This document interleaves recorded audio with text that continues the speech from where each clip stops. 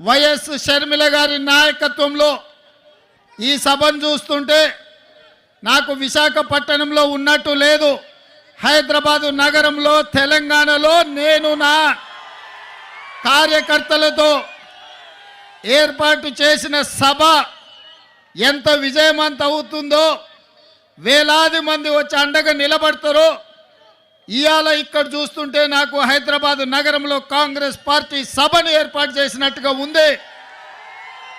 వాస్తవంగా నేను ఈ సభకు రావాలనుకున్నప్పుడు కొంతమంది మిత్రులు అన్నారు, అక్కడ కాంగ్రెస్ పార్టీ లేదు కదా, మీరెళ్ళి సభ వైఫల్యం చెందితే మనకు చెడ్డ పేరు వస్తుంది కదా అని.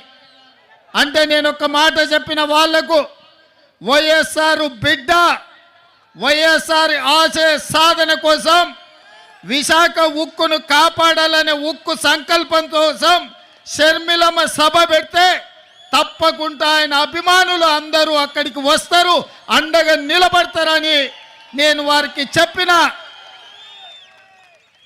ఆ నమ్మకం విశ్వాసం డాక్టర్ వైఎస్ఆర్ మీద మీరు చూపించి షర్మిలమ్మను ఆశీర్వదించి విశాఖ ఉక్కును కాపాడుకోవడానికి వచ్చినందుకు మీకు అందరికీ మనస్ఫూర్తిగా ధన్యవాదాలు తెలియజేస్తున్న మిత్రులారా, భౌగోళిక రాష్ట్రాలుగా విడిపోయినాం.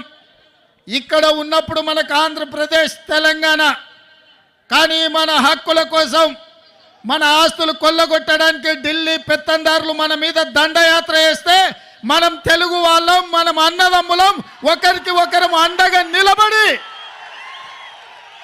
ఢిల్లీ నుంచి సుల్తానులు వచ్చినా, జాగీర్దారులు, జమీందారులు వచ్చినా తెలుగు గడ్డ మీద ఇటుక పెళ్ళను కూడా తీయలేరు, విశాఖ ఉక్కును ఒక ఇంచు కూడా కదిలించలేరు అని చెప్పి నేను ఈ సందర్భంగా తెలియజేయదలుచుకున్నా. ఈ వీడియో కానీ మీకు నచ్చినట్లయితే లైక్, కామెంట్, షేర్ చేయండి. మరిన్ని అప్డేట్స్ కోసం సబ్స్క్రైబ్ చేయండి.